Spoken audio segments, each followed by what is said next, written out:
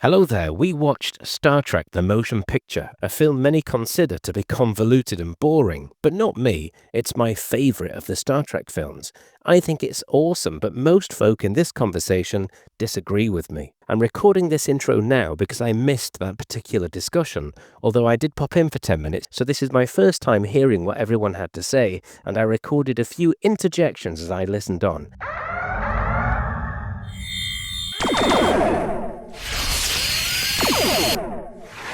When, Scotty might be a fantastic engineer, but he can't pilot a shuttlecraft for shit because he fucking flies up and down that fucking Enterprise. And he's like the world's worst Uber. Well, he's paid by miles, so...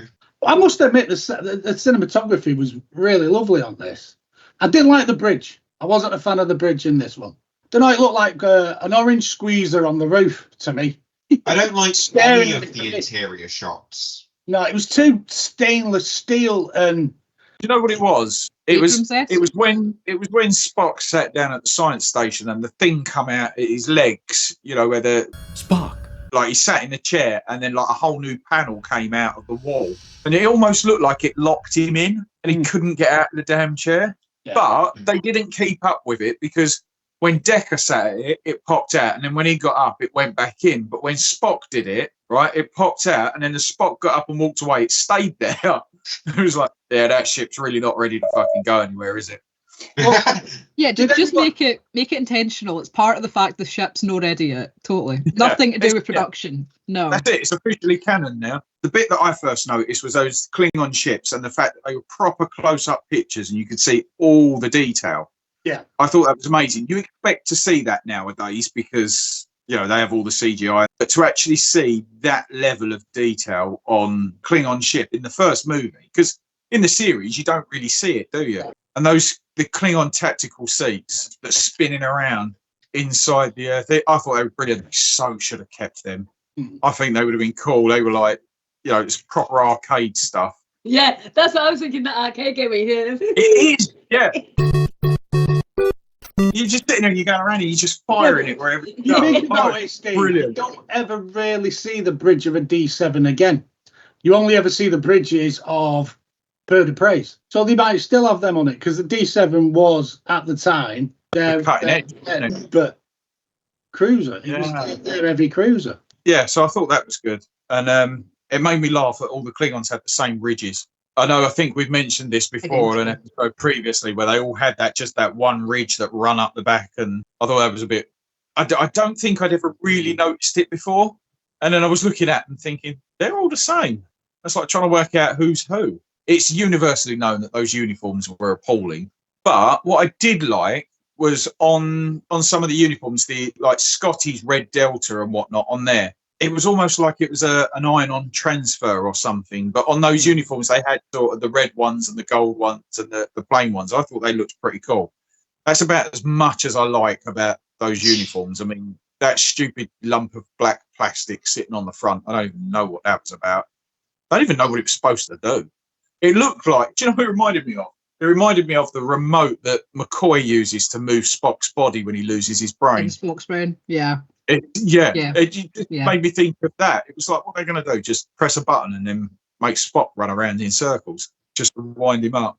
Also, when he finally does pilot that shuttle and docks with the Enterprise, I thought it gave you a really good idea of scale. Mm-hmm. Just because you see the ship a lot, but you don't really see the scale of it so much because it's up against other ships or planets or things like that. But that shuttle was absolutely tiny in comparison.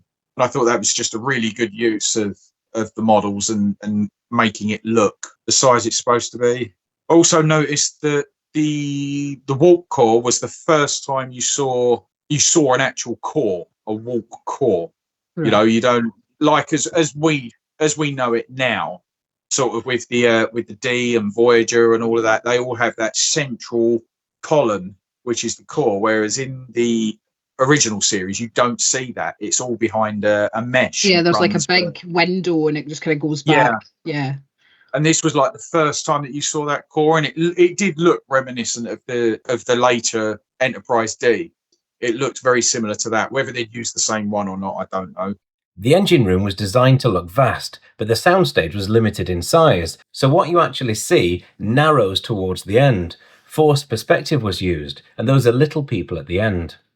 The other thing I found, when they have that transporter accident, that scream that they give out, do you know what? Years and years later, that shit's still haunting. That's a horrific scream.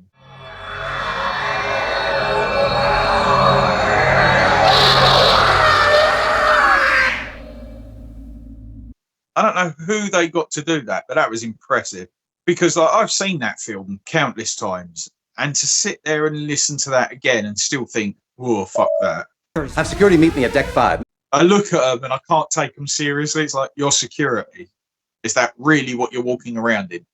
Is that bit of foam going to do shit for you when somebody... It's like, how many times do you hit your head as a member of security that you need a bond? Do you know what I mean? Holy shit. Wow. Holy shit. We almost didn't make it. Jesus, that was close. The deflector, right? Have you noticed that in some scenes it's white and in others it's blue? It was weird because it seemed like when it wasn't at warp, it was white. And then when they were at warp, it was blue until you get right towards the end when they're not moving at all and it's blue. Yeah. When I looked at it, it was white and then it became blue and then it went back to white and then it was blue again. I didn't really understand what was going on with it. But... Power levels, there you go. No, there you go. Yeah, we can explain anything with power levels. Yeah, come on, get technical. Yeah, I mean, look, it's a long film. They spend 2/3 of it just getting to the centre and then they solve it in 5 minutes. It's like the world's longest intro. So, yeah, it's my least favourite. But I think I did find myself nodding off partway through it, which is one of the reasons why I don't tend to watch it. You fell asleep as well? Three times. 3 times. 3 times. Things only about 2.5 hours long. I woke up. I can't remember what part I woke up, went back to. And the next time I woke up, Spock was in bed. Fair enough. It was the first time you've ever seen it. No, I swear but I didn't get it. I don't understand it. Very confused. Why? I didn't understand. Right. We were supposed to have sent. Is this set in our time now? Or have we sent this fucking Voyager probe off already or something? Yeah, no, Voyager 1 was sent out in the 90s. Yeah. Voyager 1 is already gone. It exists. It is away. It's currently out of the solar system now. Just. But that's not the one that this film is based on. Voyager 6. Voyager 1. I thought it was Voyager 6. Is it Voyager 6? God, I can't remember now. Voyager 1 is away, Voyager 2 is away. We haven't made Voyager 3 yet. But either way, they wouldn't have known that in 60s, I wouldn't imagine. 60s or 70s, whenever it was. 80s, I don't know when it fucking was. Voyager 1 was launched well after this movie, I'm sure. Yeah. They must it was in the planning stages, but it hadn't been completed yet. But Voyager 1 was only meant to get to about Jupiter before it was meant to fail. And it's still working. None of us have known. Star Trek wanted their film to be canonical enough that they started launching these satellite probes. Voyager 1 was launched the 5th of September 1977. So when the fuck was the movie out? 1979, a year before I was born. Help me. When did this movie come out? 1979. Let me find out. 1979, for fuck's sake. I don't know. It's got to be around 79. Fuck me sideways, at last. Sorry, so the movie was out in 79, so it just happened a couple of years before Voyager 1 had launched. Which is where they've obviously got it from. 79, Right. Yeah, the Voyager in this is supposed to be Voyager 6. Right, okay. So, they've obviously looked ahead and just copied and pasted. We'll just base all the Voyager probes on Voyager 1, which is pretty much what they've done anyway. Yeah. It's close enough. So basically, what didn't you understand? How did it get all that stuff around it and what was it? Basically, Voyager was just a standard probe, but it got so far out, it approached the planet that was occupied by machines. The machine planet saw the probe, saw that it was damaged, brought it down, fixed it all up as best it could.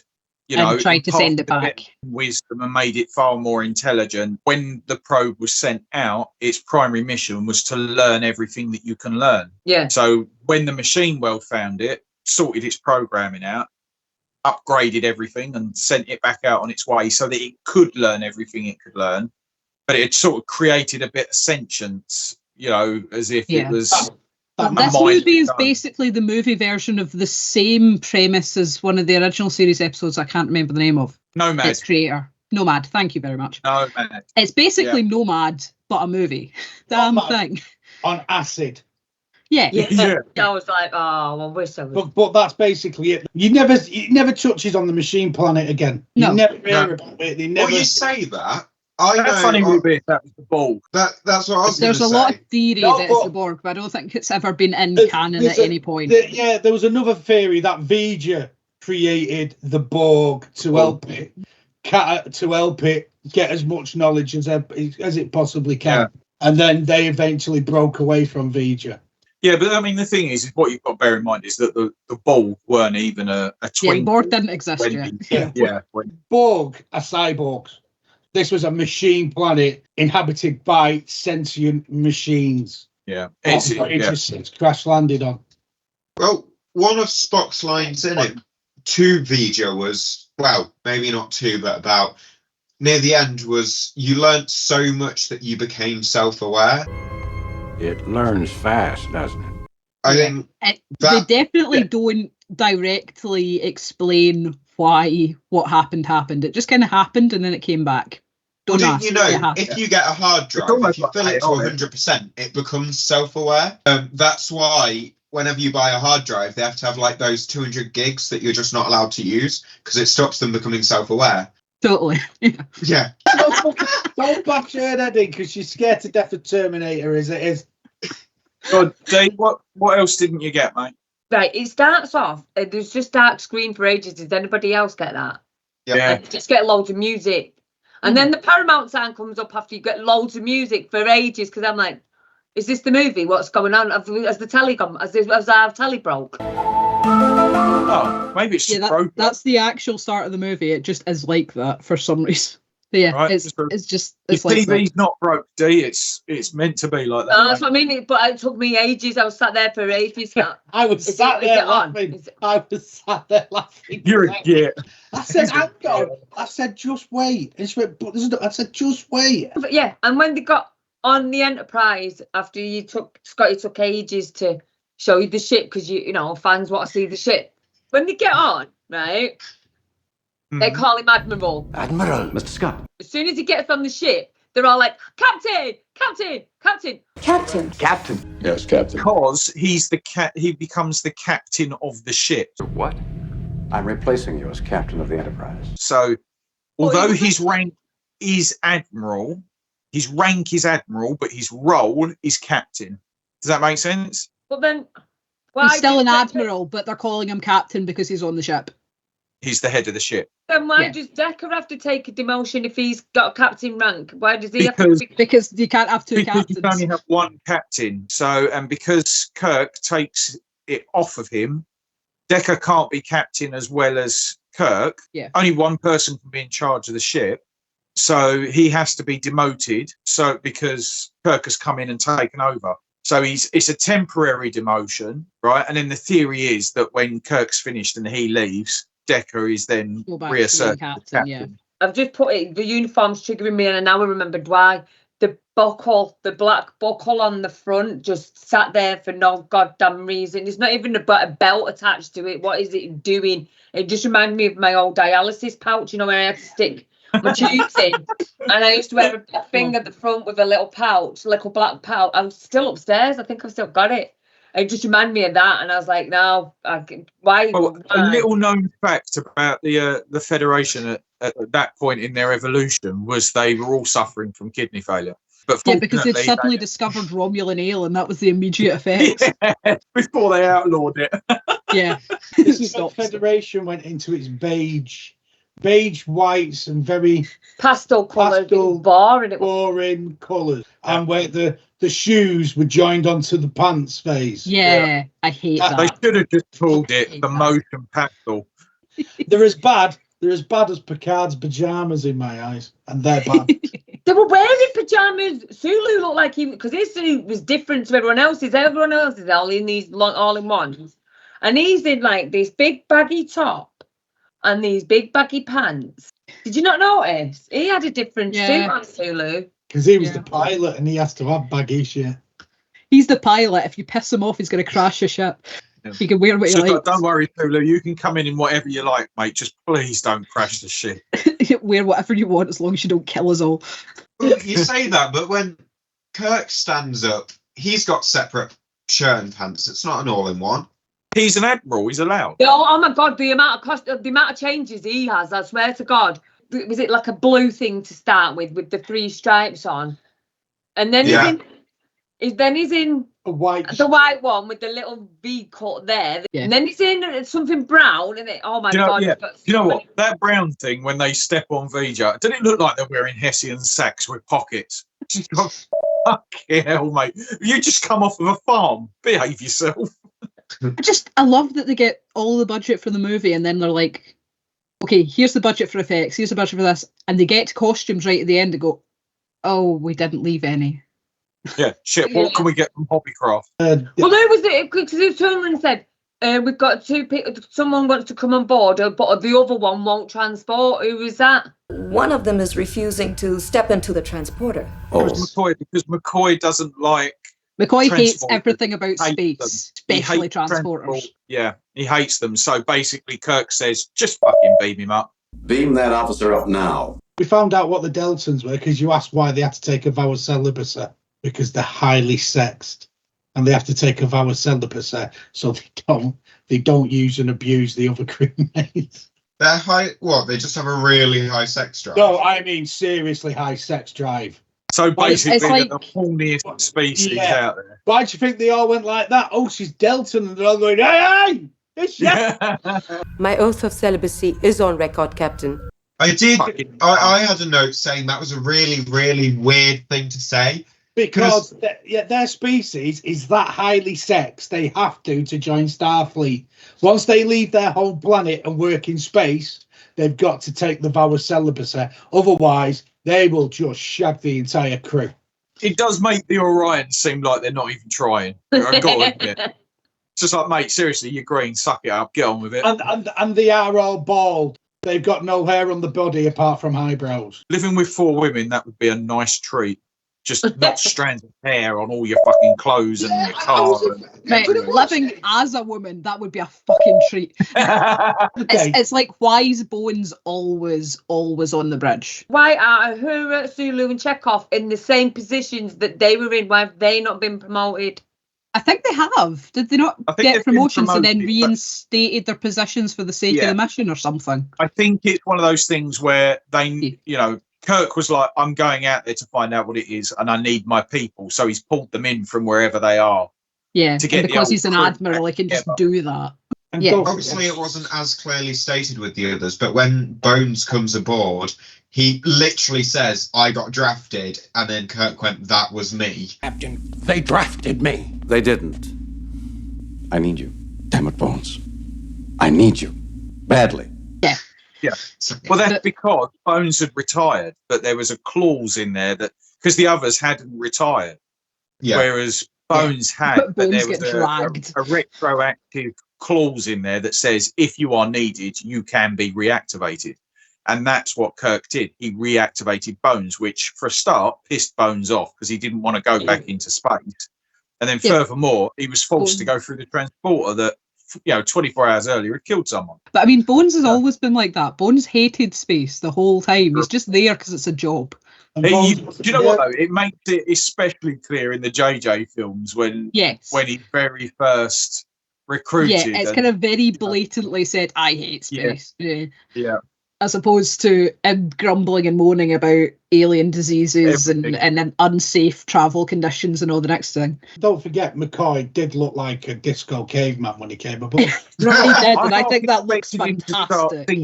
Maybe Starfleet had gone through a blonde. They'd had all the colourful uniforms in the TOS, and now they decided we're going to go blonde and beige. Yep. They suddenly realised that every alien out there can see the red shirts, and that's why they keep dying. Yeah. They need something that blends in a bit better than the red shirts so they don't die. The shittiest camouflage. Pastel camouflage. But then it gets worse, because then they just put everybody in red for the Monster Maroons. So, yeah. the Wrath of Khan shit all over this and a whole. Oh yeah, I forgot this movie existed. That's the next one, so we'll stick with this one. Next up, Dee. And why was he being really weird when they were all like, Spock, yeah! Spock. Mr. Spock. Well, so help me, I'm actually pleased to see you.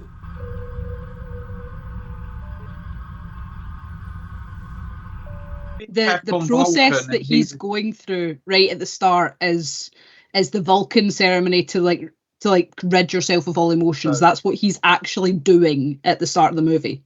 Yeah. That's why when he gets there, he's like, I was in the middle of something really important, and I'm not sure what I'm doing now. In mind is during the original series episodes, he hadn't done that yet, and the longer he was with them, the more you started to see a bit of emotion showing him. Yeah. You'd see occasions of him showing emotion, and now he's been away from them a little while. He's been back with the Vulcans, and he's been trying to purge those emotions. So he's almost more Vulcan when he comes back for the film than he was when he started the series. Yeah. The bit where the thing was coming to get him, the electricity bit, why was it green when it was blue for the Klingons? Because it hit the shield. It was plasma and it hit the shield and changed colour when it hit the shield. But the Klingons, for some unknown reason, didn't put the shields up. Oh, right. Which is a bit weird. All they did and they weren't strong enough. How come only Chekhov was burnt? For convenient storytelling. I thought the weapon was smart enough. I thought it was specifically going after the weapons, because didn't that disable their weapons? And Chekhov was the one sat at the weapons console. So if it's overloaded the weapons systems, weapons console goes boom. Oh yeah, and warp speed. Why did it go weird for warp speed and we got all that trippy effect? The engines weren't in line. The manual override on helm. No manual response, sir. Navigational defect is coming up, sir. What do you mean? So what they did, I think, was because this was so early, and we're looking back on it based on what we know about wormholes now, because they referred to it as a wormhole. Wormhole. Wormhole. The wormhole. Wormhole. Wormhole. And I don't think it means the same thing back then as we know it now. So not basically, the intermix levels on the warp core were wrong, and it just made it kick into a sort of a weird speed. It was just that's what that was. It was a malfunction in the warp core. Captain, it was the engine imbalance that created the wormhole in the first place that caused it to be like that, and it was also a good way for them to demonstrate that Decker knew what he was doing and Kirk was a little bit out of touch. I thought the anomaly effects were great. I thought all the effects were great. You know, for the time, I thought all the effects were great, but I thought the anomaly effects were great. There's a lot of things in this movie that don't make in-universe sense. Yeah, they only make sense from the perspective of, hey, we made a movie. There's no real good reasons for them to do half the things they do other than look at the effects we can do. Is they were used to doing 45-minute episodes, and now they had to try and fill an entire film. So there's a lot of bits in there that they've done out. That's why you get 20 minutes flying over Vija, seeing all the power plants, seeing how big the ship is. Just trying to give it a bit of perspective so that you could understand that they were like a tiny insect on the back of an Arctic lorry. Do you know what I mean? Yeah, so what it is there was lots of layers that they had to get past to get to the centre of Vija. Yeah. So the outside was the blue cloud, and then as they moved in, it was lots of other bits, and then it became more machine-based, and and that was basically what they were showing, that it was like a trek in of itself to get to the centre of Vija. Steve. Yeah. That works, but then why, when Spock manually goes through with the thruster pack, is the inside of Vija completely different to when the Enterprise goes through? I didn't make the film. Do you? Spock goes through and you see the kind of Earth electronic display, and then he goes into what he calls as like a power thing where you have all the plasma scoring off. But then when the Enterprise goes through, how did that? Right. Because it was only small, Spock went through Vija's version of an airlock. I thought it was a sphincter. It did look a bit, yeah. No, it's not that. They flew right along it, then came in through the arse end of it, and then flew into his sphincter. Go on, Dave. The other thing, it's probably shit CGI, but why did Spock fly out like that? It was like, what? You said it yourself, to shit be fair, CGI. mate, you'd say that was shit CGI. That's cutting edge for those days. There was no CGI in that scene. In fact, there's no CGI in this entire film. The first time that CGI was used in a Star Trek film was in Star Trek II, The Wrath of Khan. I mean, technically, CGI had existed since the 1950s, but it wasn't until the 1980s that it became commonplace in film. Think Tron and Lawnmower Man, that sort of thing. Also, it's probably worth mentioning that new CGI doesn't necessarily mean better CGI. Some CGI in films over the last 5 years looks terrible because of all the studio pressures to get it rushed out. You need to see old dinosaur movies, and then you'll see how cutting edge that fucking cinematography was. You watch Flash Gordon, mate. That's a blinding film. 90% of the CGI, I would say, still holds up to this day. It's not CGI. It's model work and compositing. It's basically the work of incredibly clever visual effects artists who are part wizard, part artist, and part scientist. Like the opening sequence of the Enterprise in the construction bay, like it looks almost real. It's not almost real. It is real. Well, sort of. The dry dock and Enterprise were built in miniature, and cranes moved cameras around it all. The footage is so good that some of it was used in Wrath of Khan and in Generations. It's very, very good. It's Christian, we didn't have CGI in the 1970s. It's all models. Cheers, Jed. Yeah. Is it? Yeah. That's a model. Although they do a lot of that detail with CGI now, back then a lot of it was models, which is why it was really good to see the detail. Because in the series, you don't see that. V'Ger was a massive model. That Enterprise was a massive model. But massive. I was expecting it to be models with CGI over the top, not... No. Oh, get rid of CGI. No. It didn't exist. CGI didn't start existing until you got Tron, and that was in the 80s. No, but there must have been CGI. All the electrics, all of the shields, all of the deflectors, everything. No, it was all wired in. Because, like, the first proper spaceship battle that was done with CGI was in DS9, wasn't it? Yeah. Okay, how did they make the fucking cloud? I don't know for certain how they did the cloud visual effects, but given that Doug Trumbull worked on this film, and he's an absolute genius, he pioneered something called the slit scan technique for 2001: A Space Odyssey, where you shape light and you have camera on a rig and you move it forwards and then move it on a frame and move it forwards again. And it does look very similar to that. So I'm assuming, but I don't know, that Doug Trumbull and his slit scan technique were used in this film. And anyone complaining that these scenes go on for too long can suck my old man dangly balls, because it's beautiful. Not my balls. They're gross. The shuttle bay at the very beginning with the backdrop onto the Golden Gate Bridge, that looks exceptionally hand-painted. Like, you can see the brush strokes. Yeah, but don't forget, the first season of Next Gen had all that in it. Every one of their backdrops was hand-painted.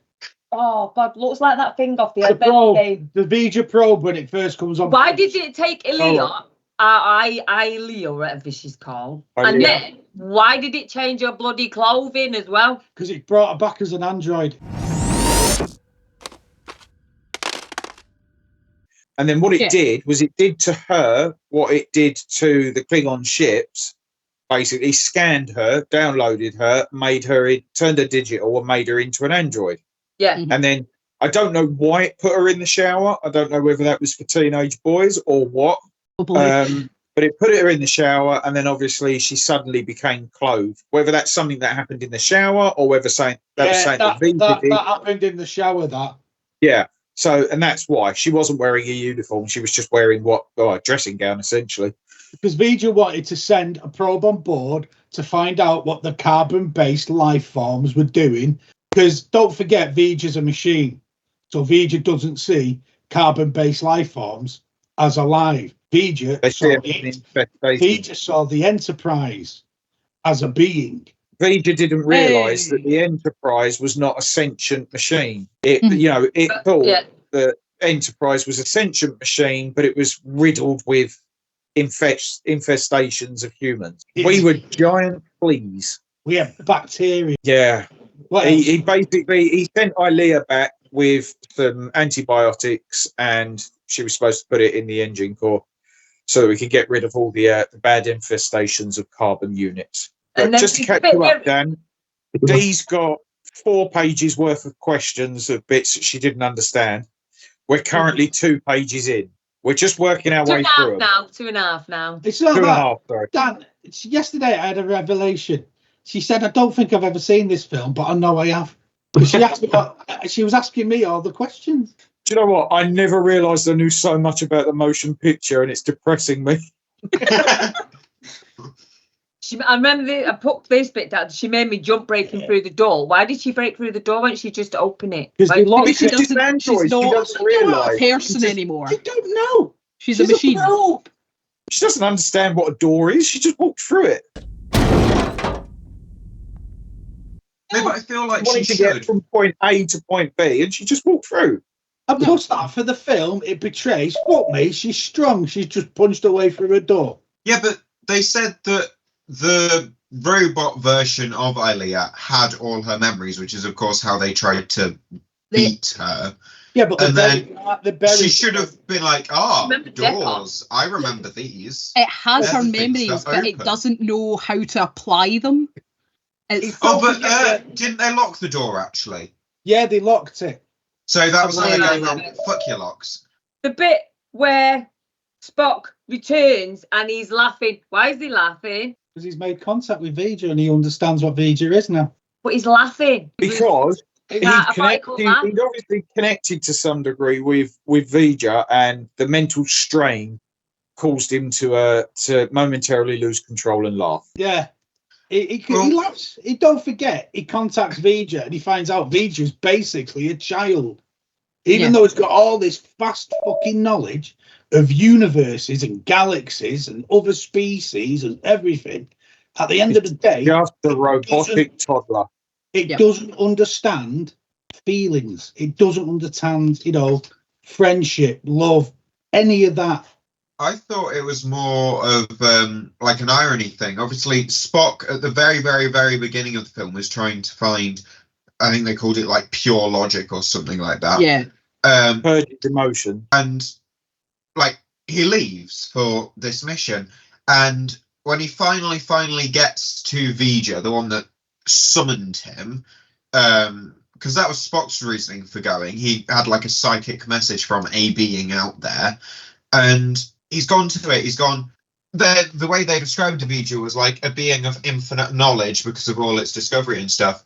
And Spock's turned around and gone, well, that's pretty much the most logical you can get. And he's sat there going, is this all there is? What am I meant to be doing? Is there more to me? I think that was what he quoted V'Ger as saying. Yeah. And it's like, well, hang on, mate. This is the exact same thing you're trying to do. So I kind of think it was kind of like a midlife crisis. Spock was going, hang on, should I actually be going after logic? Because this thing's very, very smart, but it's not happy.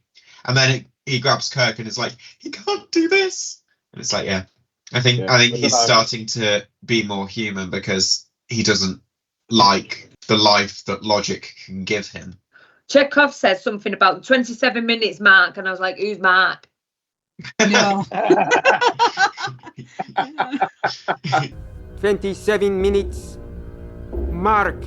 So why did Voyager deliberately sabotage itself to capture God so they couldn't put the last 3 digits in the code? Wanted to touch the creator. Once they entered the end of that code, that's his existence over, because there's nothing to it now. It's done its mission. That's it. It's game over. Game over, man. It's game over. But what it wanted to do was to meet its God, which is essentially us, and join with it to be able to, move on to whatever's next, which is why Decker then joins with it, because obviously Ilea's in there somewhere. It doesn't understand humanity and faith and emotion.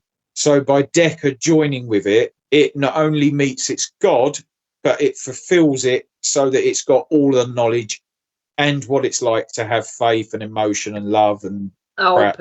I still think this movie would have been a better episode Like, it shouldn't have been a movie. Nothing happens. It could have been a semi-decent episode of the original series. Yeah. It practically is a semi-decent episode of the original series because it's Nomad Mark II. But it should have just been an episode. For all intents and purposes, yeah. But the stuff I did understand and the stuff I did like was the music. Obviously, the soundtrack was amazing. The Klingons' music's amazing. I like the engineering uniform. And that's about it. I didn't understand anything else. Now that we've explained all of that stuff, does the film make a bit more sense? Oh, absolutely. But I just wanted to jump on and say hello to everybody.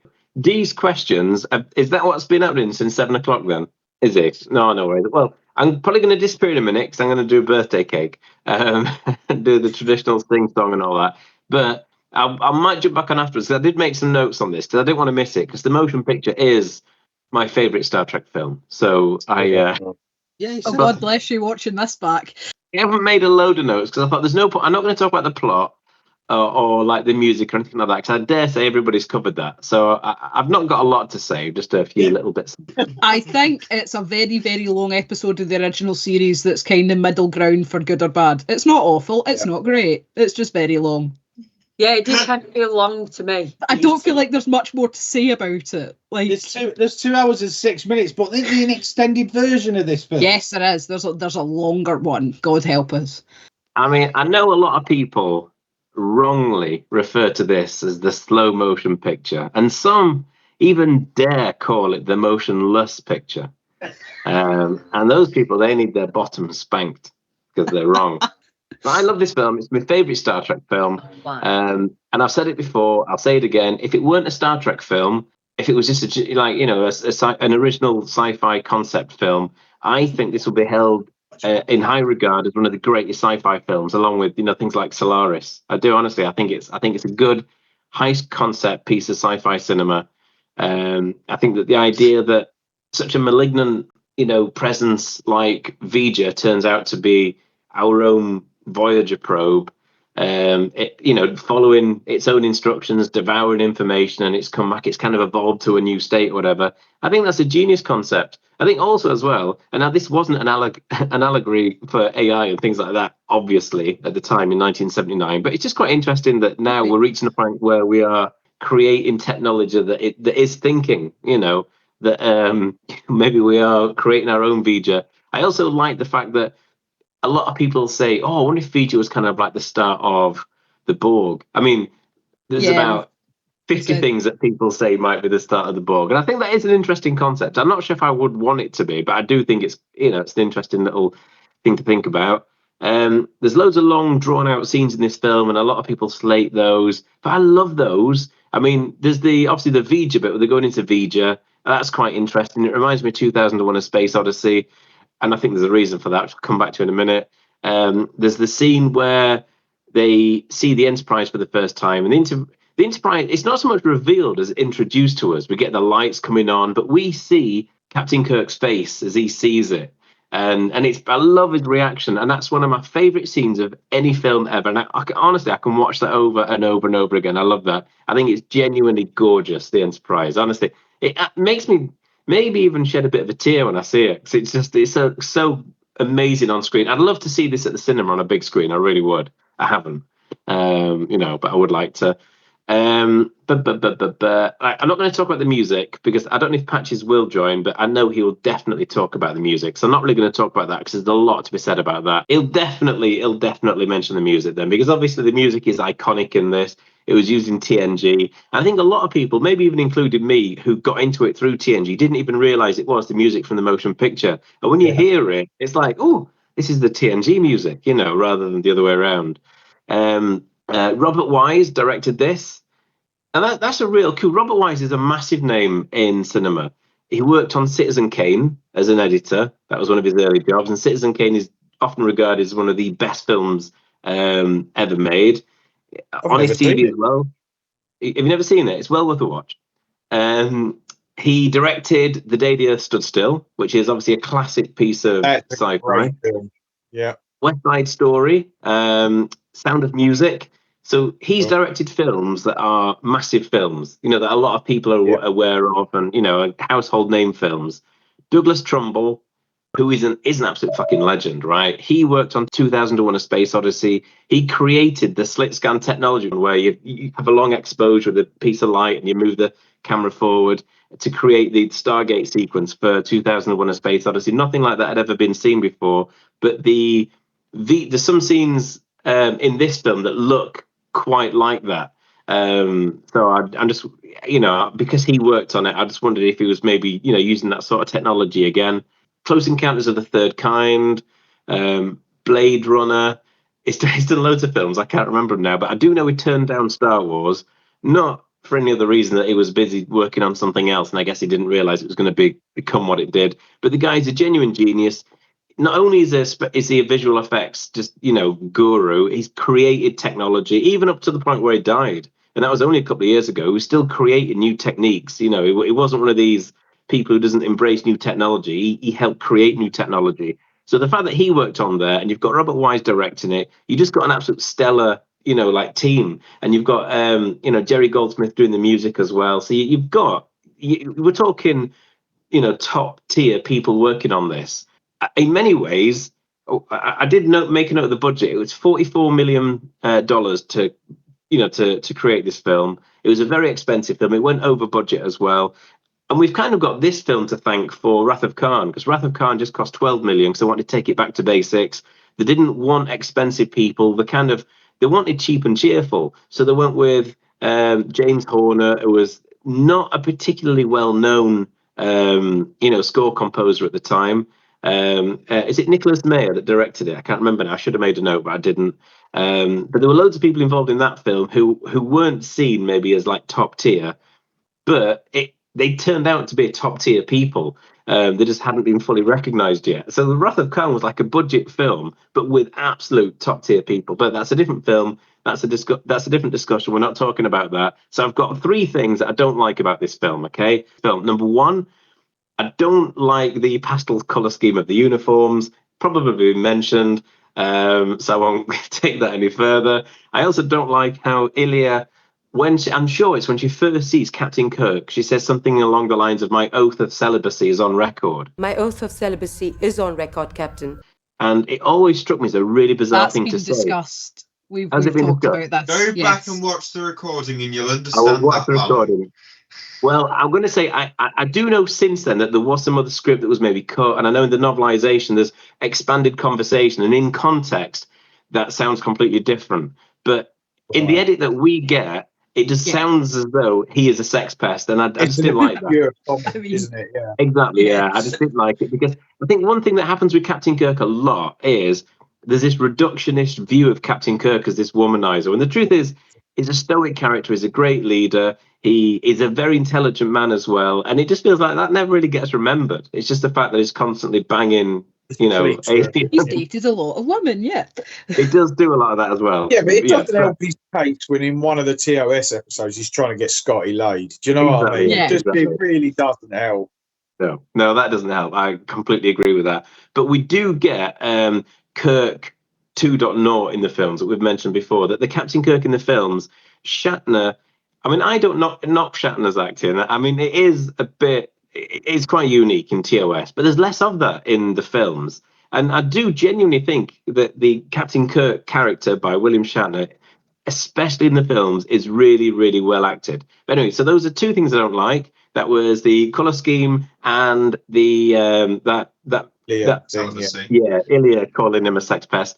And the third thing, do you know those really long scenes where we see the Enterprise for the first time and all those lights come on? Yeah. I don't think it's long enough. I was watching it on 2 times speed. And I thought it dragged. Dan, before you go, the reason she takes the celibacy is because she's Deltan. And Deltans are basically Dax. They're basically Dax on acid. They just got to shag everything. Don't the pheromones kill humans when they have sex or something like that? I can't remember. Probably. I mean, that sounds about right, doesn't it? Well, she's from Delta 4. Apparently, they're all nymphomaniacs on that planet, and they don't have any hair apart from eyebrows. They've literally shagged the hair out. Yeah. Oh no, she did. She cried, didn't she? Is it? I can't remember. Yeah, she cried because she actually had her head shaved. Yeah, she was not happy about that at all. First is Kambata, innit? Wasn't she a model or something? Didn't she Miss World or something? Miss Yeah, World. something like that. Yeah, but yeah, she was severely unhappy about that decision. Yeah. Right, I'm going to disappear now. I'm going to go and have some birthday cake. But I love you all very, very much. Right. We know. Goodbye. Goodbye. Goodbye. It opens with Spock praying. The only thing I could see was finger guns. I thought it was Charlie's angeling it. Just, interesting way to pray. The docking bay, the scene we've been talking about when he flies up to the Enterprise and it's in this docking bay. What's the fucking point of it? Not the scene, the docking bay. There's not. It's just there to look pretty. Because the only point I can see of the docking bay is it has lights pointed at the Enterprise. Apart from that, it's not connected to it in any way. It's just there for cinematic experience. That's all it is. It's just to show. Theoretically, isn't it meant to be like that's where they've been building it from? Yeah, that's a shipyard. That's a shipyard. That's a Federation shipyard. Yeah. Okay, but it's in outer space. It's not like you need to anchor the stuff there. It will just stay. Well, and even if you did need to anchor it, it wasn't anchored. There are actual people in that structure, and there are offices, and that's where they store materials and stuff like that. So that's the point of it. Just in this film, it looks completely useless. My next note is what's up with the grey and beige uniforms. Moving on. Decision made, bad decision. I mean, the shot of the Enterprise was cute and all, but I did really appreciate when the camera flipped and we got to see Kirk and Scotty, and I just put how I thought the silence actually worked really well with it, like to show they were in awe. And I agree. I think that's a very, very good scene. Then we go on to the Enterprise. Kirk's hunting down Will to tell him he's been relieved. Why is he in engineering just doing maintenance work? I didn't know captains knew how to do menial labour. Why? He's been working on the ship with Scotty for the last 18 months. So the captain's been building the ship? With Scotty, yeah. This seems to be a misconception I've heard people make before, right? Just because there's no menial work in that respect in those times. They do it because they love their job, their career, they enjoy what they do. They've risen to the rank of captain, yes, but they don't do it for the privilege, for the prestige. They do it because that's what they want to do, but they also like the fact that they know their own ship inside and out. There's a certain level of pride in it. So it's not menial work, it's just a job that has to be done. And his way of understanding the ship and being familiar with it and knowing what its capabilities are is to help build the thing, to make it what it is. As people have already mentioned, the transporter malfunction scene was fucking terrifying. Yeah, I agree. Obviously, before Bones turned up, and I can't remember who, but I remember a character hates transporters, and I understand why now. And then Bones rocks up. When leaving, they're like, warp 0.5. I just think that's a really, really weird way of phrasing things. Like, if I'm in a school zone, I don't go, oh, I'm going to do 0.5 of 60 miles an hour. Don't forget, they hadn't tested these engines. That's the way they were taking it slow. So, like, normally we think they go quarter impulse, half impulse, full impulse, warp 1, blah, blah, blah. Right? But back then, a lot of this canon hadn't been developed and shaped into what we know now. That was what I was going to pick up on as well, as he said, turning impulse engines on, half warp. Toz, I put it to the side, because Toz started it all. When you get to the movies, this is where the movies start showing you Starfleet. You know, when you watch season 1 of Next Generation and you've got Geordie in a red uniform sitting at the con, we know that's not right because later on it's developed that he's the engineer. And this is when they were bringing out these films, they were essentially laying out the building blocks of what we now know. In real life, there have been examples where planes have shot themselves because they are flying quicker than the bullets they fire. Hello, Mayday, are you receiving me? Yeah. How quickly are those torpedoes going if they are already at warp 1? faster. That's all that matters. Yes. Yeah, but faster. we've seen fight sequences before. Those torpedoes do not go at warp 1. You've got a good point. It's like Lord of the Rings didn't really happen. There was no Mordor. I now know it's not CGI, but the visuals of the film, I think 99% of the time are really good. Considering its age, I think they're really, really good. But the sequence of Spock in the spacesuit going into Vija is shit. My last point, not really a point, but Will's such a simp, sacrificing himself for some robo-alien booty. You imagine if I've always thought it was such a weird decision to like go off with. He gives up his entire life for a girl he's already given up on once, who's now no longer a girl and is an android. So I agree. He's probably going to be deleted. Yeah, but did you know Decker's dad died in Doomsday Machine? Oh, fuck is that? Shut up, Jen. Oh, are they actually related? I thought it was just like reusing names. All right, yeah, no, no, it's reusing. That's no wonder he's fucked. Like he was mad as yeah. Do you know what, Rush? We've missed your knowledge and depth of background crap. We've been answering lots of questions today. We could have used you. I've had to answer a shitload today. Steve's actually a nerd. What the fucking hell? You're a nerd? Look at your glasses. There you go. Honestly, more offensive. It's got a 2-minute overture. It's a black screen. I thought my telly had gone bad. It's fucking ridiculous. But I enjoy this film. Jed, you like everything. Of course I do. That's all you ever say. What did you think, Jed? Do I really like? I started with a list of what do I like and what don't I like, and I started watching it. Oh my God, it wasn't even worth it. It's really weird because I watched this film by choice several times, and when I've chosen to watch it, I've kind of enjoyed it and got some. Because it wasn't my choice this time, I literally I was irritated. I went and did dinner. I turned it off after half of the film. It was long and laborious and oh my God, everything took so long. The one thing that people who like this film enjoy is the Enterprise and then in the shuttle. Oh my God, it took so long, and you still only saw it through stupid gaps because of that fucking thing. Oh, it was so boring.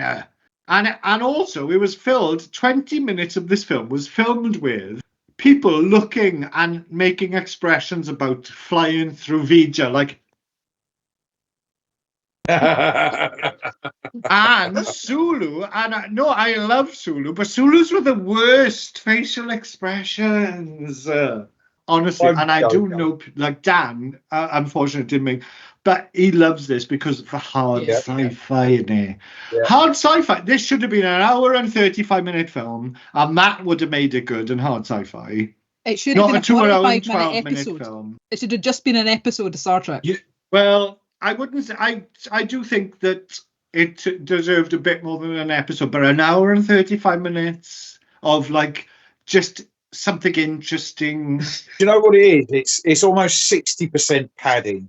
This was an episode of Star Trek. This was. Yes, it was Nomad. It was phase 2. Nomad. And also, how much? Also, like the one thing I picked up on more than I have this time is how much it was phase 2, and they used phase 2 for Next Generation. How much of that Ilya Decker was absolutely Troy Riker? It was absolutely the Troy Riker story from one episode. Absolutely. It was.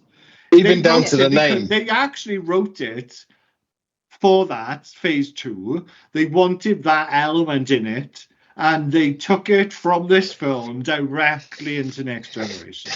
And that was so obvious this time I watched it, because it's like when you watch it in a critique mode, it's very different to watching an episode or a series or a film. And I was bored. I gotta be honest, I was bored. The motion picture is not boring, it's enthralling throughout. I love William Shatner in the beginning, I thought did an amazing job, and then it deteriorated for me. It became Thor. What the fuck did you just say? Why did you have to do that? Chekhov, when they were in the wormhole, Chekhov.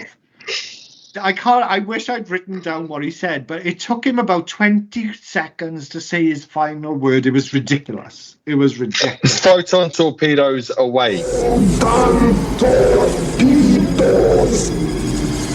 Photon torpedoes. Long pause.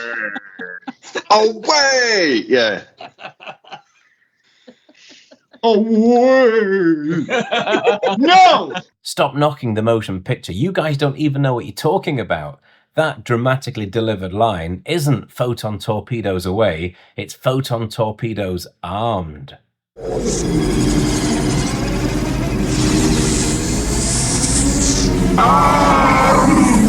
20 seconds after he literally paused. There was no, like, let's say that word really long. It was like, pause.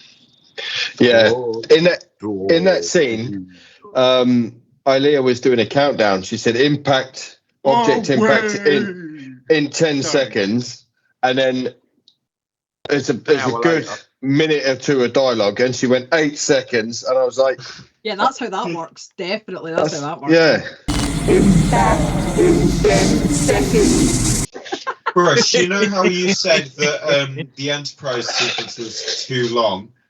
Dan came in for about 5 minutes. Oh, that's his favourite scene of all of Star Trek. It needs to be longer. I know, it's his favourite. Dan loves this film. He loves this film, and he loves the length of time it takes, and he loves the hard sci-fi. I'm sure he said hard. Did Dan say hard sci-fi? Yes. He did pop on for 20 minutes to give his... He hopped on for 20 minutes to give his thing. And then said something about 2001, but we'll jump back to that later. And he never did. Sorry about that, but when I added my interjections nearly a year later, i.e. now, I'd completely forgotten that I'd already mentioned that. Anyway, Brush is finally about to say something that he liked about this film. To the music generally is fucking amazing, is what we know for Next Generation. That's not Next Generation. This is this film. Yeah. I wanted to know, I didn't have time to look up, but I want to know why they chose to use the music from this in Next Generation. Does anybody have that answer? It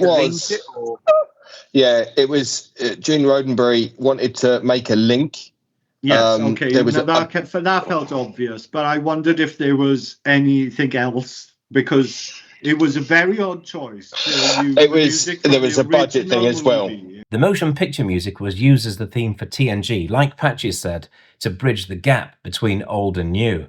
And to be fair, it is an absolute banger. It was also used because Gene Roddenberry personally loved this Jerry Goldsmith score, and he wanted to exert a little bit of influence over TNG because it'd been largely removed from the decisioning process through the making of this film. There was a theme created for TNG, but it wasn't considered as good as the reworked motion picture theme. I don't know how to explain it because it's really hard to explain, but when you see Vija for the first time, it's like... Yeah, so they invented that instrument for this film. So good. Oh, did they? What was that? I'll Google it. But don't Google it. You're supposed to know, or it's boring. I don't know what they called it, and do you know what? It doesn't really appear. It's almost as boring as the film. It's called a blaster beam, which sounds cool. It wasn't invented for this film, but the instrument was refined for the motion picture by Craig Huxley, and this was the first time that it was used in a big project. As a result, it was used in lots of films after this, especially sci-fi films. Here's a quick video of Craig Huxley playing some music for Star Trek Online from Kevin Mandiai Music's YouTube channel. Check it out if you like film, TV and game music.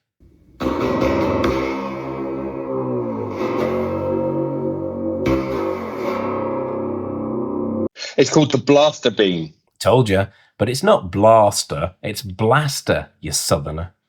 It's a massive metallic instrument with strings, and it's played with like a can thing, and there's slide notes that they play. Oh. Klingons. The Klingon sound is the first time we've seen that. The Klingon theme. The music is amazing. It's so like deep and different and perfect for the Klingons. And they created it for this film. They like literally created what are Klingons for this film that we know forevermore. The D7 steps you got of the Klingon ship made it million billion times better than anything we'd seen. We'd seen them before, but this, and you can tell the budget for this film was massive because the close-ups of the Klingon ships, zooming into the like bridge, everything, all amazing. The details of the ships. Oh my god, it was so detailed. It was so detailed. That close-up that you mentioned, the close-up of the bridge, it looked like a city. It looked massive. Yes. Absolutely felt like a city. Yes, and also there were several close-ups from different like sides and shape of it.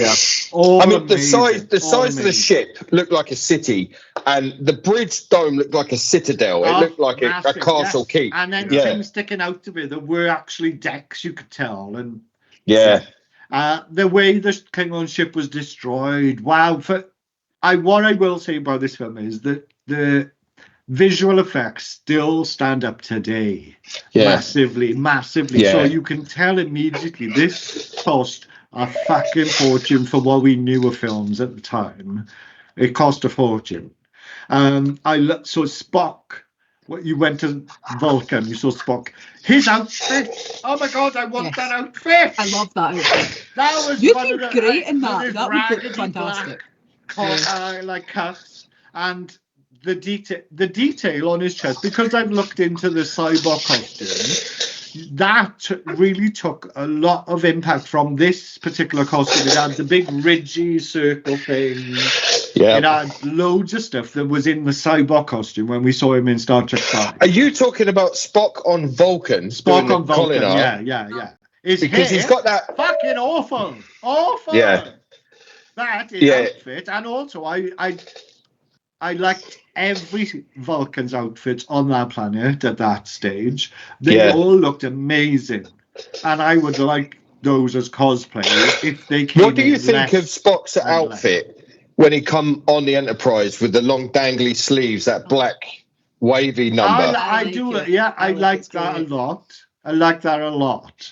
And also what it did was show how bad, because I'm not coming into my don't likes, but my god, the rest of the uniforms of Starfleet were terrible. I don't know, man. If you're into camel toe, the only one I liked, and I thought about it because you know me, I want the minimalist. I'm always hot, and I like Kirk without the like sleeves because I want to be cool. Yeah, I love that one. Like I don't mean cool as in like cool glasses. I mean cool as in cold.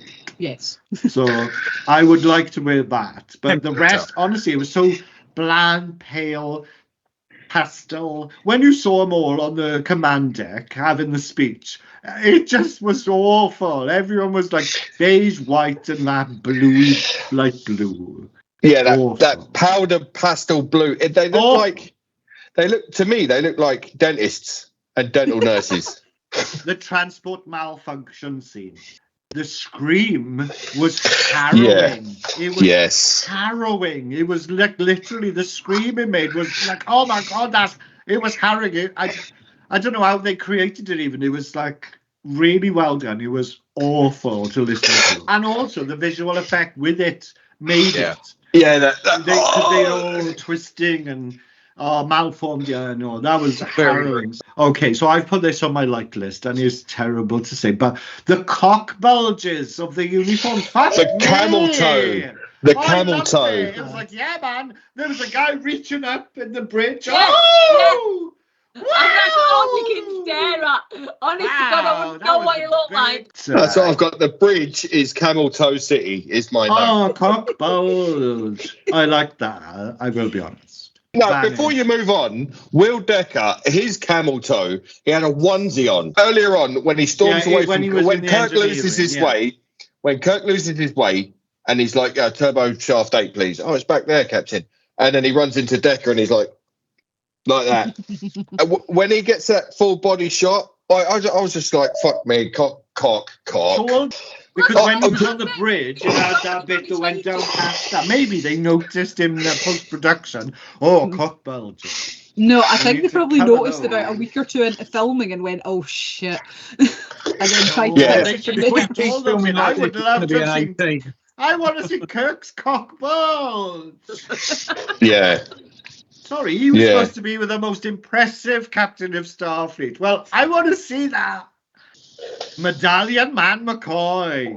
Yes. Fuck me, Medallion Man McCoy. I love his beard. His beard. Absolutely. So, look, this is like, you could have wrote that. So, I've got McCoy joined the Bee Gees while he retired from Starfleet. Did I not say earlier? He's been hanging out. He's been hanging out at the disco. Collar out here, medallion. Oh my god! Yeah, and he's just slipping around. And he's literally they had to force him to get on the transporter because he refused to get on it, and yet he still thought, "Well, I'll wear my medallion anyway." Why is any object we don't understand always called a thing? His opening scene in that was typical, perfect McCoy. Yeah, it was perfect for his character. Yeah, in short, they drafted me, and damn it, Bones, I need you. I need you. Yeah. I need you. I need you. Oh my God, and he was like, "All right then." Right, I've written this in my likes, but it's not. It was a question. What does Chekhov do now? Like Chekhov wasn't where he was, and so what does he do now? He seems to be like tactical weapons officer or something. Yeah. No. Yeah. I mean, sure. Like, yeah. No, he was like on a side thing over there, and that was where he should have been, and he had the beautiful beige uniform on. Putty. The colour of putty, my favourite. You know what I don't like, I gotta say it again, that fucking overture with black screen. What am I watching? I thought my telly had broken. I literally thought my telly had broken. The corridors, I hated the corridors on the Enterprise. The stainless steel, the brushed steel. Proper silver though, metallic. And Reggie and Ochabi. And the security man with our fucking helmet on. Are you literally in a baseball or something? It was awful. So the motion picture, it is a very strange film, but there's a few things that you know, with slagging it off, you need to keep in mind. All we had before this was the original series. That's it. So it's easy to look back with the whole catalogue of Star Trek and say, "Oh my God, it's awful." It was so good compared to this. Yeah, but it had to move on because if we got. So, I mean, J.J. Abrams went back to the original series to make his films, and I don't think it worked quite as well. I think Star Trek had moved on. He did the same. He tried to do the same shot of that fucking laborious Enterprise. But so and this film is a collection of individual scenes, and it's some of it doesn't knit together quite. So the first scene, I think, the first proper scene is. You can't do this to us. You can't go through scenes. I'm going to do 3 scenes. And the first one is the Klingon scene, because maybe 4. The Klingon scene, right? The model work, as you say, was amazing. The D7s look good. The shots, the positioning, look. When we're the Klingon scene as well was like really brave. Yeah, and it gives it an alien vibe. Yeah. It also sets us up for world building as well. Oh, John Joe. It does. The D7s look phenomenal, I think. And the details, the way they move, the angles, it's really immersive, the way that they bring you into this film. And they do have a city-like feel. You know what I mean? Like they're floating castles, these ships. They look more, I didn't think a city-like, but they look more city-like than any other ship I've ever seen ever. Yeah. And I think this scene actually did more for Klingons than any other scene in Star Trek, because from this, the makeup and costume were born here. Yeah. I got the Obi's bit, so I can talk about that after. But yeah, they did. Everything from Klingon came. Yeah. If you look at the shape of the view screen on the bridge, the shapes, those irregular shapes, like where the Federation's very kind of square. Oh, I never noticed that. The view screen is... Yeah. Well, this is right at the beginning, though, and you see that coming in. The irregular shapes that the Klingons have at the view screen, the look and feel, the color palette, the red-orange color palette that is Klingon, whereas like blue-white is Starfleet. And in fact, the torpedoes, the Klingon ones were orange. like the photon torpedoes we know and love. The one that the Enterprise fired at the asteroid was blue. Do you know what, as well? We always joke about being, it's red and it's green, but within our little context as well, we spoke about it last week, didn't we? About how it's important that every alien has its own color scheme, and yet, I never thought about it until you just said. But we do the same thing almost. Yeah, and this sets up the Klingons like nothing else, and it's the first time we get the Klingon language. Yeah, this is the first time we see it ever. Klingonese. Yeah, Klingon-y. Yes. So we've got the original Klingon. We've got the makeup and hair and costume and color palette and irregular shape. This scene does more to set up the Klingon world building, the lore of Klingons, than anything else, and it's kept all the way through Star Trek after that. Most of it. Almost. This is absolutely the origin of that. And when the Klingon captain shouts evasive, when it's obvious that they're about to get their asses handed to them, the slow turn of the Klingon ships, it's very battle cruiser like, as if it was in water. Do you know what I mean? It's not a quick. No, it's not. Nothing... And also, I feel like that's real because like you said, the front of it is like a big city, and then it's got this massive neck to it. Yeah, that can't do this. It can't. Could you imagine? Could you imagine? It's like a dreadnought at sea. The toilet was right at the back of the ship, and like they'd have to come down from the bridge and walk all the way along there. You're dying for a piss, and you're just running down the corridor. Never. Yeah. You'd see little yellow crystals from the bridge. People are just like make a hole. The way the Klingons move their ships in space is very dreadnought-like. I love that scene, and as has been said, the thematic music, and that's kept through the films. That is Klingon forever.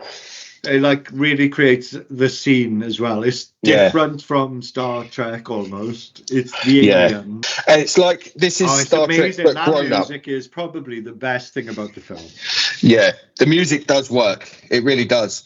We see the Epsilon 9 straight after that. Again, world building, this big communications array. That's very 2001. Everything about the dudes in the suits that float through. That's very 2001. Even the colours of the suits as well. That is very 2001, yes. I did notice when Spock was almost presented with his Kolinar thing. I want that necklace. That is a nice thing. I think that is a John Joe project. Make that. So good choice. Are they voiced overed? It looks like they've filmed it in English, but voiced over. It was written as English, then they decided, no, that doesn't work. It has to be Vulcan. Yeah. They spoke it, but then probably dubbed it after because it wasn't how they wanted it to be sounding. So the Enterprise is the only ship in interception range. So there's only one starship that's half as usual. Yeah, but this is Earth, and we have the Klingon Empire doing its thing. Every film. It's like we're the only ship in the sector. So Earth is completely undefended. Yeah, You completely. make that mistake a lot, actually. I don't know. Earth, because you've got colonies on the moon and Mars and everywhere else. The solar system is not ready to go in. Yeah, half built, not tested. Yeah, one crap ship sitting about. But I mean that's every movie, isn't it? So we come out of the Klingon scene, and then there's a few bits and pieces. Then we get the Enterprise scene, and you've spoke about it, Brush. I love the Enterprise scene. I love it. You do. Oh my God, they're so boring. So I'm gonna do it because I haven't done it for ages. It's that next gen thing. No, this is no. I'm not having it. Yeah, bugger off. So I think it's great. I actually love this scene. I think the music carries on. I hate it because and you've got this. The next gen thing comes in as a march, and it plays on and on. It's a reintroduction to Star Trek, I think, after the original series. And when I watched that scene with the Enterprise, very familiar. It's like home to me. These shapes and these colours are my world. I mean, I think that Enterprise looks like the Ferrari Testarossa of space, basically. And if you look at the Ferrari Testarossa, you will see what I mean. A Lamborghini Diablo. No, it's the Testarossa with the stripe. It's a Diablo. No, it's not. Brush, that's an excellent scene. I love it. It's so long. And also, you've got so many of those stupid window things in between it. It doesn't show it properly. If they did it, that it was visible most of the time, great. But it was fucking boring. The loop that Scotty takes to go back. No, that's it. That's a review. That was deliberate. And he even said thank you to Scotty afterwards. Deliberate. It was to make the film 2 hours, 12 minutes. No, that's a plot mechanic. And he even said thank you. He said thank you to Scotty for giving him a review of the ship. And it was a nice moment between Kirk and Scotty in that little pod. Thank you might have been, the rest of it was long-winded and also it didn't show enough of the ship. It had too many fucking things in the way all the time. It was shit. No, it was good. It was good. And at 19 minutes, 7 seconds, you get this really dramatic look from Kirk where he's like, oh, just one of them. The one of the 30 minutes that it took. It's an excellent scene. Excellent. The bridge is Camel Toe City. The lighting of the bridge I thought was weird. And again, it's very dentist waiting room. Do you know what I mean? I said I didn't like the bridge. It just looked shit. It was nothing like the originals. It was not. It was not good. It wasn't good. It was putty. The color was putty. It's this brown. It's all it needed is a fake couple of potted plants, and it would have been a complete waiting room. Do you know what I mean? We get the first appearance of a warp core, and I did like the warp core because it felt like what we know as a warp core. Yeah, it's not the Enterprise D warp core with the lights that go down, but it is very Voyager warp core with the lights inside. I thought exactly the same actually. It is Voyager, warp core, So we get this. We never had that in the original series. We had this engine room and this like backdrop thing. It was terrible actually. Yeah. When you look back at it compared to it was screens and it was. Now we've got this beautiful shaft of light. And all of these things. And that blue light is nice. And Starfleet. That's a Starfleet colour. And it's a Starfleet colour code. When they're working on the panels, there's these like fibre optic wires in there and all of that kind of stuff. Decker and Scotty are pulling it apart.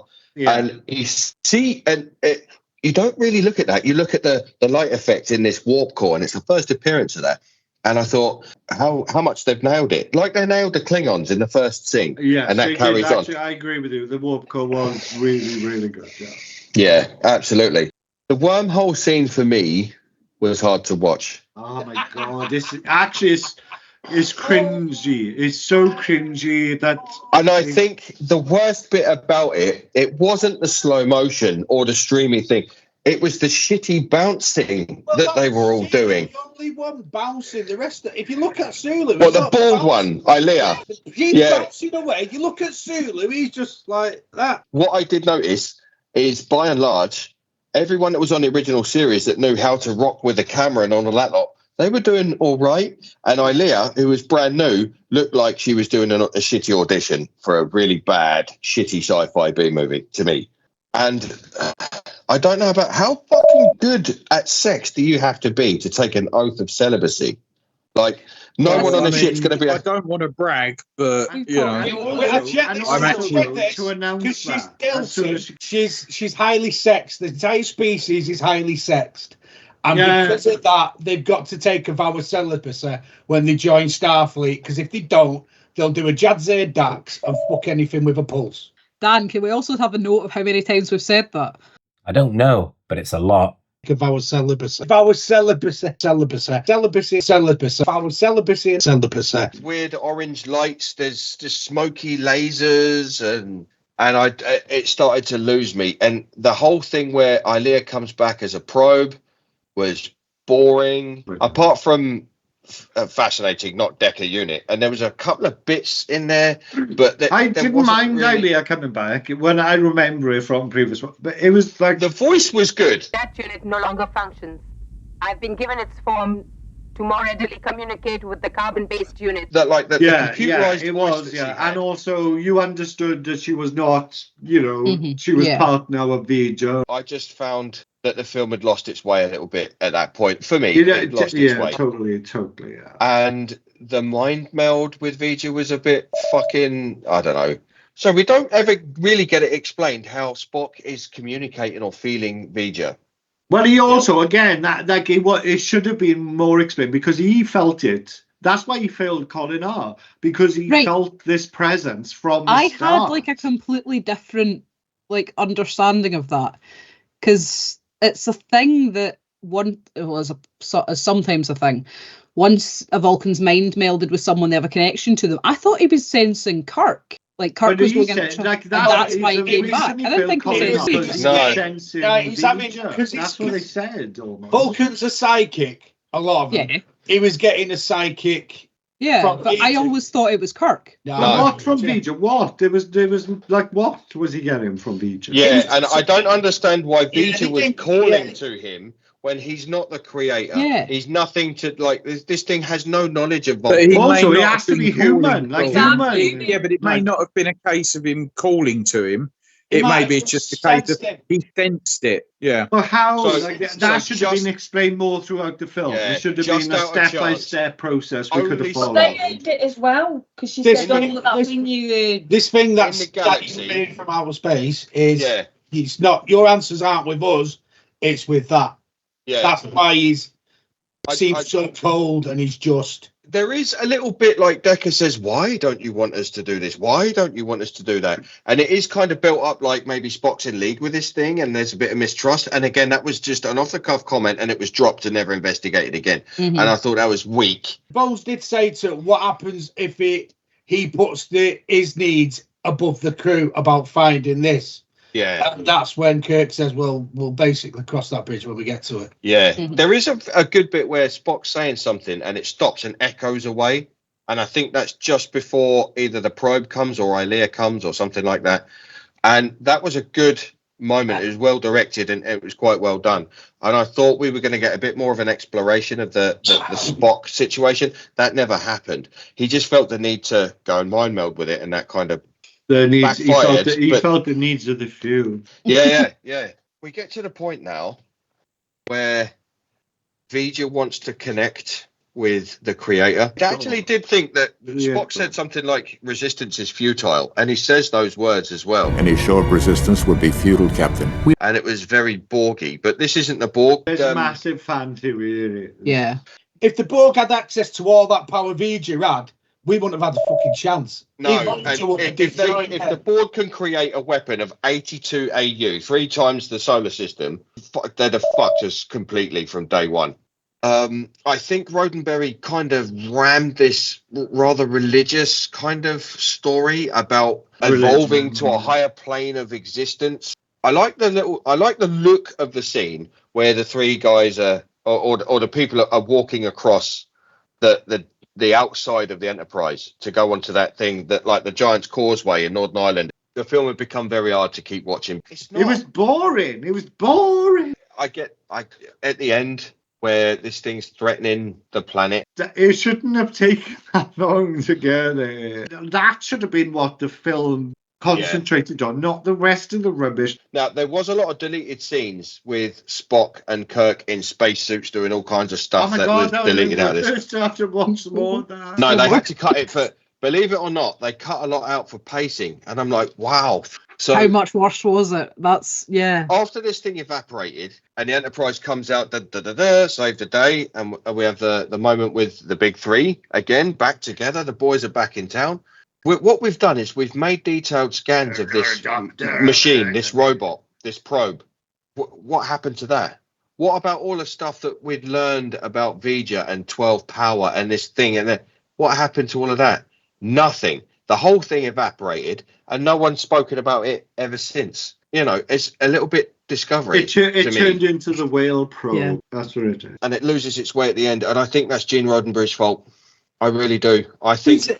And it is actually a fact that they kind of run out of money with this, and the studio was like, just finish the fucking film. So they were wrong, but they did list it as the most expensive feature ever made. It's at the end, it loses its way. Wormhole scene's a bit difficult. The probe scene's a bit difficult. The Enterprise scene is great. It's because as well, I think it's because part of it is because this was the original plot for Phase 2. Phase 2. And they just had to make it into a film. So they had to just write more and more and more and more. I think someone from Phase 2, I think that was the guy from Epsilon 9, actually. I think there's a lot to appreciate from here. The Enterprise, the how it looks, the music that comes through, the Klingon theme, the music, the costumes, the makeup, the color palette of the Klingon ships, the D7. Them ships were amazing. And they floating cities. They look, to me, when I was a kid, I thought they looked like floating fortresses, the way they were designed. There's a lot through Star Trek that was invented here, and I think it does earn its place, because if these things didn't happen, nothing else would have happened like we know and love.